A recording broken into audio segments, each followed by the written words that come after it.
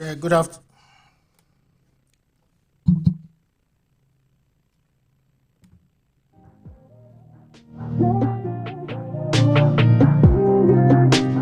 Good afternoon, wherever you are. Good morning, wherever you are, and good morning, wherever you are.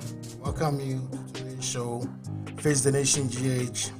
Streaming on various platforms. We're live on Facebook, we're live on YouTube, Instagram, Twitter, TuneIn, and our main page, precisely the dnews.com on our website. This is the first segment. We're bringing to you what is happening on the global face. It's the world news. You can see Donald Trump and Nancy Pelosi.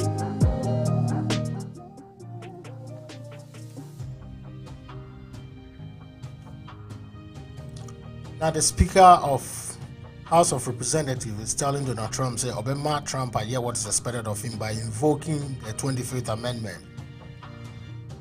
That was also in regards to the stimulus check and the stimulus package. The new ones that are trying to bring, but it seems the Democrats are being a bit difficult looking at the season we are in. We just have like less than 2 months to the polls.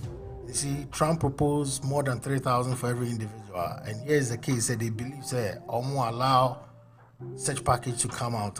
It's going to, it's one way or the other, it be influencing the chances of regaining power again. So I think so. Almost oppose it. So it's likely that we may not get another stimulus check or package.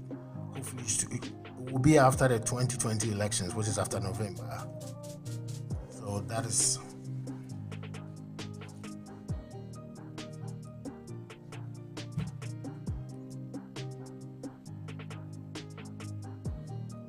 On the second trending news on the global face, we can see the United States and Iran, the endless rhetoric. I don't believe there's going to be an end to this. We all hope something ugly doesn't come out of it. The 2015 JCPOA deal, United States withdrew from it. Unilaterally, Trump taking US out of the agreement, reimposes sanctions back on Iran. And now they went back to United Nations. Trump wants, and a deal to expire. Trump wants to impose another sanction called the SNAP sanctions. Most of the allies of the United States aren't supporting the deal. No, they didn't support the deal, and now what the Americans have done, imposing new sanctions on Iran. About 16 financial institutions said they should not deal with Iran.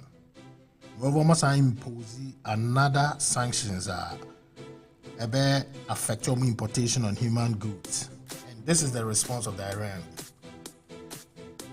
You see, the Iranians are very prideful people. They are telling the Americans that they've seen it before. It's not gonna any impact be out on them, but indeed I believe it's gonna have an impact on them.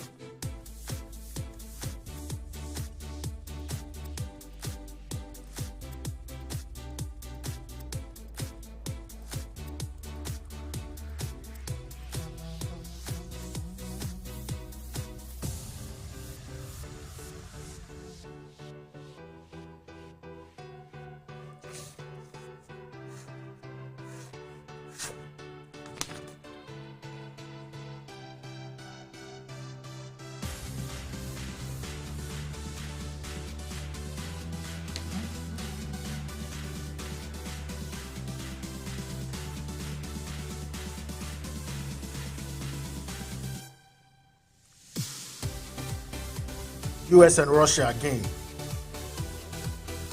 Another rhetoric going on, fighting West. As much as Trump and Vladimir Putin have a very good relationship. You see, as I said, for the past 20 years, Russia is trying to bring the former USSR back into the world stage. So now he's competing with the US. Several places are now Americans need new competitors. Like now you can see Russia is everywhere. On the Middle East, even on the Africans, they are trying to maneuver there too. So we'll observe it very well, almost static kind of rhetoric. Recently, the Americans are telling Russians, to drop what we call the hydrogen bomb on them. The same way Trump withdrew from the treaty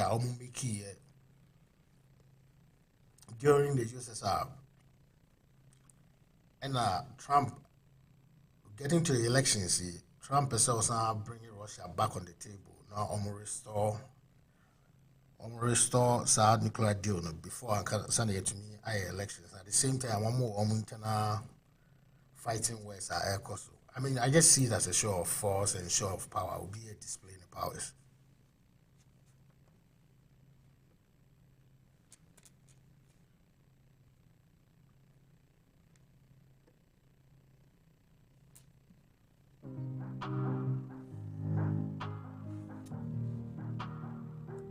See, this is what I always say. I always go with Vladimir Putin's position. I say, if Russia will not exist, then therefore US will also exist.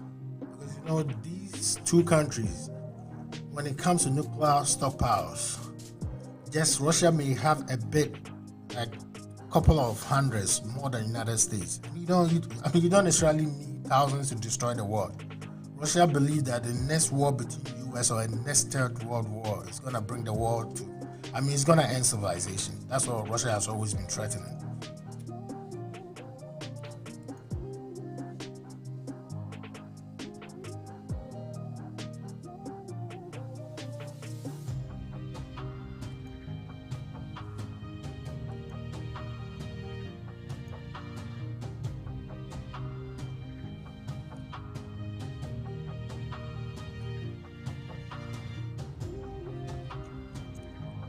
Another trending issue, so a lot of people are discussing, right now, because of how the Americans' foreign policy towards Russia now are dragging Russia to be closer to China, or let's say on the vice versa, China has been more closer to China.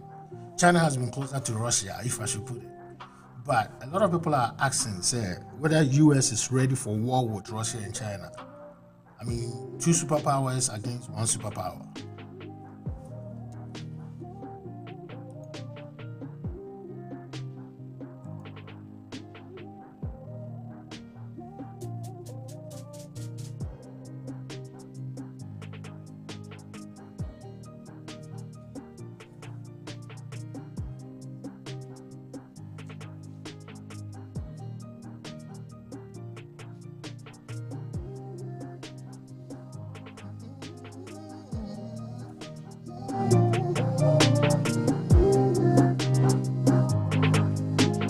There's a lot of power display between the superpowers, especially Russia, China, and United States.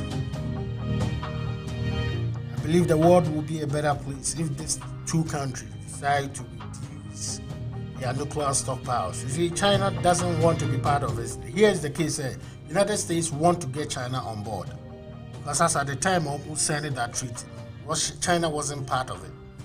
Now, China have little over 350 nuclear stockpiles. US is around 850. Russia is a little over 850, which means Russia is leading, US is second, and China.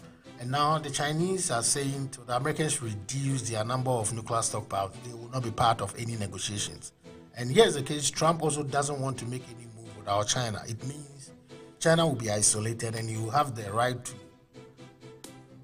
to generate as much as nuclear stockpiles are pair. And that's what the Americans are opposing. So till said that these three countries will come together, no, there is no way say on to reach an agreement. But you see,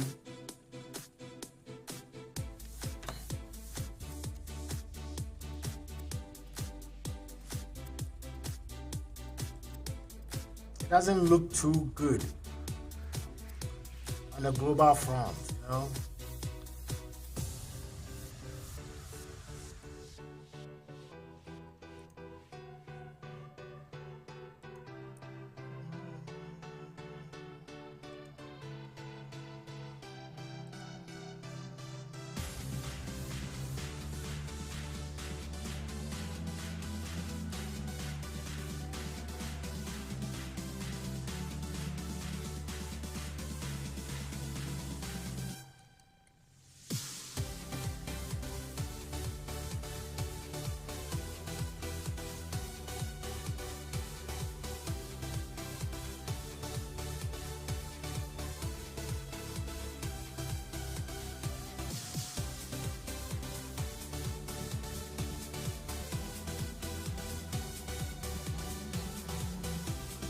On that note, we'll end our news on international politics. The second segment is going to be on Ghanaian politics and trending issues.